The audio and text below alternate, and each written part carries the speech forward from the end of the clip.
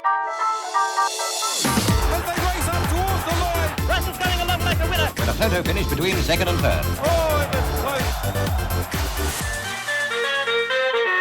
Hello, everyone. Thank you for joining us to the Back a Winner podcast. Just firstly, make sure that you get involved with the Smart Odds at the moment. So compare odds with Smart Odds now. Sign up and use the code WINBIG to get a 30-day free trial. That's a month free trial instead of the normal 14 days on offer. I've got Jo joining me this weekend as usual after a strong weekend last weekend. Jo, how you doing? Not bad. How are you? Yeah, good, thanks. And another really big weekend of racing. We had a few nice winners last week. The multi got up as well. And as for a resume with a very soft win, Jo, what did you make of it? Oh, it was wonderful to watch. It really was special, yes. Yeah. I was worried last week that, it was hard to know how she'd come back after international travel, but wow, it was good. Yeah, the market didn't really want her too much. I think she got out to 450, but just classes above them. I mean, on form, she certainly had a bid on them. And well done if anyone followed the multi. And I know Autumn Glow did get scratched on race day with the temperature, but we got the other couple of legs up. And I think a lot of Australia, I think it was the biggest loss for Tab in terms of multis I've ever had. So we weren't the only ones that were suggesting that the short leg and multis at Randwick. So We've got some fair few features scattered across, but we'll kick things off at Randwick. The first feature is the Frank Packer Plate. Keeping it nice and simple here, Jo. Swift Falcon, the favourite. It does look really hard to beat. I've never really gotten too heavily involved with this one. I know it's been beaten at a short quotes quite a bit. This prep looks its race. I'm not going to oppose it in this. Looks very hard to beat. Do you have anything in this that you like, or you think favourite's the one? No, it's not a race that I think I'll have a bet on, actually. Yeah, it's kind of an after grand final for a lot of these. So I know that I was reading somewhere that typically there's an end of prep run with a few of these. So I wouldn't be diving into the shorts about Swift Falcon, but I think it's a clear one to beat coming out of really good form races. But $1.80, probably be steering clear. Race number 4 is the JBH Carr Stakes. So this is another stacked field here. I'll just bring up the runners. We've also, after we touch on Randwick, we've got a fair few features at Mornington, a Group 3 at Ascot, 2 at Eagle Farm, and a listed race as well at Oakbank. So we got the James Carr Stakes. I'm sure Clean Energy is going to be favourite for a lot of people. Didn't get the right ride last time out. I know it was caught wide, and a tricky day for Ryan Moore. I know that plenty of punters weren't happy about that, but it's a good setup here. It's got a good draw. Looks the clear horse to beat. It's got the right form, and it's coming off a pretty tricky run. With the odds comparison, 275 about it from Boombet. So I think that's the right price. The one I'll give a mention to, Jo, Snow in May. She's got 3 wins from 7 goes. Think she's ticking along well. Comes out of that Lechvart race, but the prep prior, she was second to Autumn Glow and third to Lady Shenandoah. So I think that's just about the best form getting around at the moment. So Clean Energy, clear one to beat. She's got some really good form, but Snow in May at 850, wide draw, but I think she's a really good each way go in this as well. 960 available on the odds comparison with Boombet and 950 with Neds and Ladbrokes. Do you like anyone in this in particular, Jo? I'll probably stick with the favourite, although I see it's drifting. Clean Energy. Yeah, I think it was a hard watch last start. Looks the right form, looks a good gate. Tim Clark, 2 out of 2 on soft. She ticks plenty of boxes. Should be really hard to beat in this race. Moving on to the next feature, we got the JRA Plate. I was pretty keen on Faulkner Park, who was originally a good chance in the market. That's been scratched now. So the new favourite is New Endeavour. Drawn wide here, but racing well this prep. NCAP doesn't win out of turn, 2 out of 21, but it's been racing into pretty good form races. And interesting run at Klondike is an import at the moment. So you got barrier 14, but J-Mac aboard, and that's a big market watch coming over from Ireland. is where it's had its last run.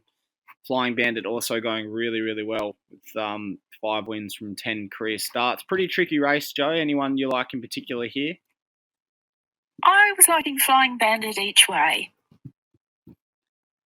Yeah. And you've just mentioned that one, so I'm not sure if I don't know if it'll win, but I think it's a good place bet. Yeah, I mean, you tipped up one last week for us that was actually, she was in that small field. I can't remember her name, but she'd won a few in a row, came in straight to the front and had a lightweight and probably didn't have the best form in the field, but ended up winning. I think this is probably a similar case here with Flying Bandit. It's only got 53 kilos. It's in winning form, and sometimes it doesn't really matter what form it is. If they keep winning or running well, they can outscore these ones that have the stronger form, but both the favourites are 2 from 20. So, yeah, it's an intriguing race. Definitely see what you're saying there with Flying Bandit hovering around some pretty handy odds. The Champagne Stakes, this is an interesting race because you can line up a lot of the form here. Nepotism was a huge drifter last start. It absolutely bolted in. Very impressive win, beating Savvy Halley. And that also ties in with a few of these because she ran second attempted and in that race was Within the Law, who ran third. And Buffalo as well. All the form, or a lot of the form here does tie in. Buffalo and State Visit have also been racing well around Vinrock, who looks really smart. So it's Belzane as well was a length and a bit away from those two as well. So a lot of these are pretty close. I'm expecting this to be a tight race, but I am with the favourite, Nepotism. I think that if you do the measuring stick with Savvy Halley, she had the measure easily, and she did beat Within the Law, who's second in the market here. So with natural improvement, does have barrier 11, but I think $4 is at the moment a really good bet for Nepotism. It does still see soft conditions, so likely to get it to somewhat suit there. And yeah, just off that rough measuring stick, Jo, I think that's looks pretty good odds in this. Is there anyone you like here? I like Spicy Lou again, which was the one that I said last week. Wasn't really wanted in the market, but she's unbeaten and she's local. So, again, that's my each way pick there. Yeah, $17 on the odds comparison. So, yeah, huge. If listeners for Jo there, if that can land, Jo, big result. That was the one I was thinking of. I was straight to the front. Week, yeah, yes. That's it. Yeah, in the Fernhill. Yeah, it was a good ride. I'm sure she'll adopt the same tactics here and might be too nippy for them. So, yeah, intriguing little race there. $17 for anyone that wants to get involved with Spicy Lou. All Age Stakes is up next. This is another really good race. Hotly contested. Lots of these in the mix. Brias is a favourite. I was keen on her fresh. She was very unlucky and she run down Overpass, which is quite a hard horse to get past last start. It was a really good finale. So looks on the up and very hard to beat in this. The gelding, 4-year-old gelding. Broadsiding comes from the good draw, J-Mac aboard. All of its form looks strong for this. Did beat Swift Falcon and beaten by Linebacker last prep, and that reads nicely. Jimmy Stars building a great record with 8 wins from 17 goes. It was a length and a half off Briasa. And then Jolie Star as well comes out of the same race. I thought it was a little bit flat last time out as a $3.30 favourite because the win prior would absolutely bolted in. Chances probably don't end there. Antino resumes, has some really strong form. Sunshine in Paris, I think, can definitely bounce back in this. Only 2 lengths away from the favourite, and it's $17. So lots of angles here. Jo, anyone in particular you like? I like the two at the top of the market. I like Briasa and I like Broadsiding, and they've both got nice barriers. Yeah, it might be the key here. It's a big field. Briasa looks the one that has probably more scope to improve. Very lightly raced. A lot of these have certainly had its chances. Briasa's 7 from 9 at the moment, so still very much on the up. And yeah, Broadsiding, I'm with you, Jo. I think bulletproof horse. It's 2 out of 3 on the track and 5 out of 7 with J-Mac aboard. And he was riding very well last weekend, so... He was. Yeah, I'd say hotly contested race. Interesting to see what the market does. The last of the day, the feature, I'll be steering clear of this one, Joe. I think a lot of these are hard to catch. A striker's a chance in the market, but it's just battling for form a bit this prep. Marzu, I can't remember when it last won. It's getting really hard to trust. Was beaten by General Salute last start, who's in this field as well, and that was a nice finale from General Salute. So looks a bit of a tricky race for mine. Is there anything you wanted to mention in there? No, I did like General Salute. The last couple, he's kind of come from off speed and wound up nicely. Yeah, he's got a good turn of foot. And I think it's each way price, is it? Or it's close to. Yeah, that's the one I like there. Yeah, he can camp off them and be hard to beat. So that wraps up Randwick there. At Mornington, we've got a couple of features here. The Mornington Cup's an interesting one over the 2400 Berkshire Breeze. If I'm not wrong, Joe, I think it was Melbourne Cup favourite at one point. That would have been some time ago now, but does look ready to win again. Just coming off a great ride and a great race with Deacon. They both went to the line and gapped the rest, and it was a more or less a bob of the heads at the finish. So it looks like it's ready to win. Just fine on the next line of betting. Was very close to Chow Wolf last start, and then Q Tempesta's an interesting one. I didn't mind this. The form it had ran into Pride of Jenny fresh last prep. It wasn't far off Rise at Dawn and a few other smart runners. So handy race. I'm with the favourite, Joe, but yeah, 250 from the wide draw is probably as short as I'd like to take. Is there anyone you like in this? No, I haven't had a look at Mornington. Yeah, just the wide barrier, I guess. Mornington sort of on speed. Don't know what the tactics will be for Berkshire Breeze. I think he'll be really popular with punters. He's a good stayer, but he's due to win. This looks his race, but there is a bit of depth here. I'll just briefly touch on the Hariba Stakes. I don't really have anything I'm too keen on here, but the favourite War Machine's been well backed. Oscar's Fortune hedged, and the instructor also. Good chances in that as well as She's Dancers. Joe, we'll move your way. I know we've got a feature at Ascot if you wanted to run us down with that one. Okay, so it's the West Australian Derby, and there's only 7 runners this year. I think last year it was capacity field. This year there's only 7, probably because a couple of the top ones in the market have scared the rest away.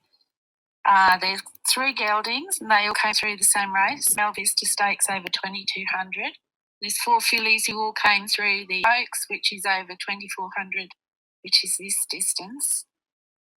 And the horse that won the Oaks is Machine Gun Gracie. And she won by over 3 lengths. So she's my pick there. So I think a filly will win.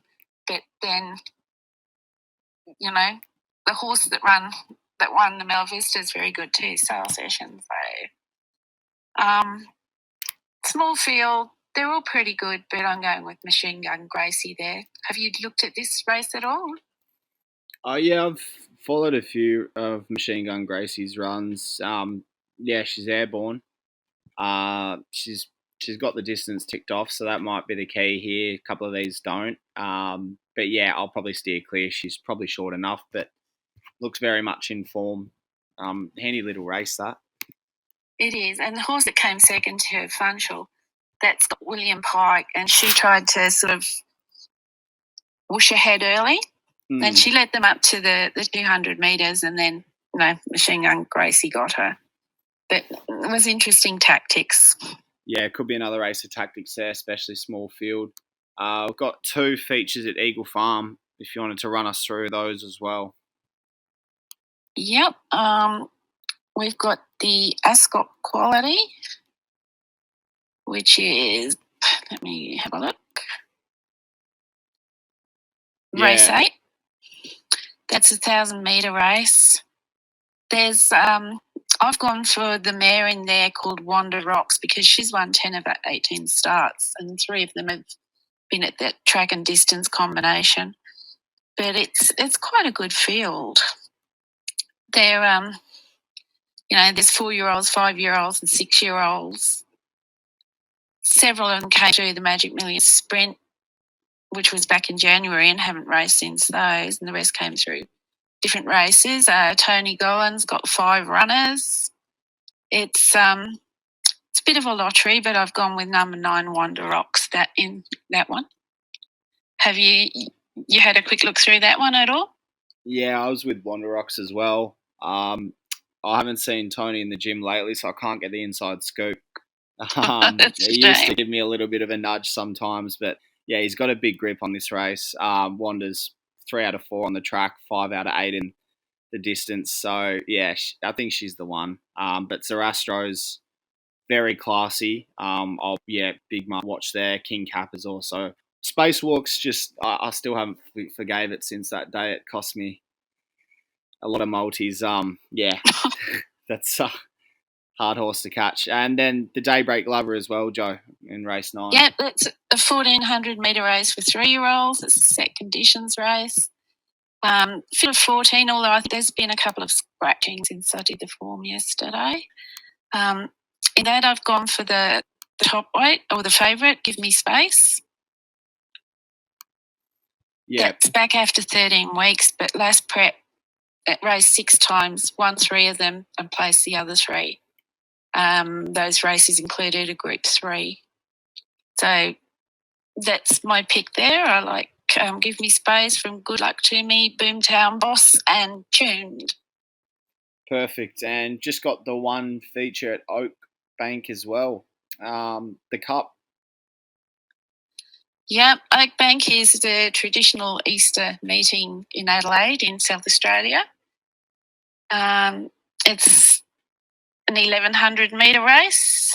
It's got 15 runners, and I've gone there for Sir Sway, who won the Manor High Classic when resuming.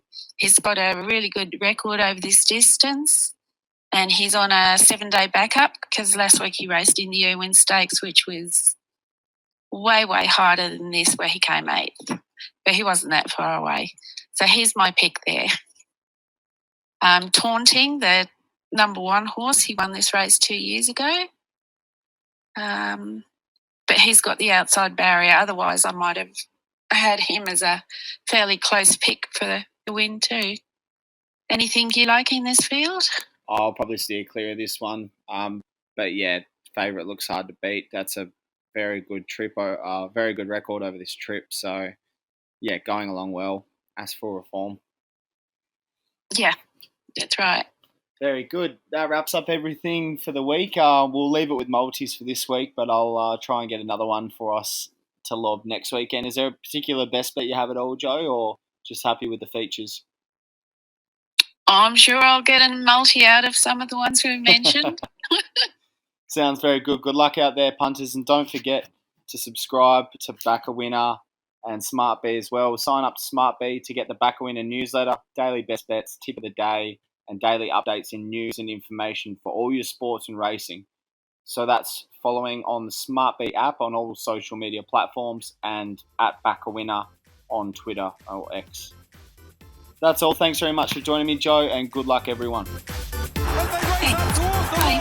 Russell's going along like a winner. With a photo finish between second and third. Oh, it was close.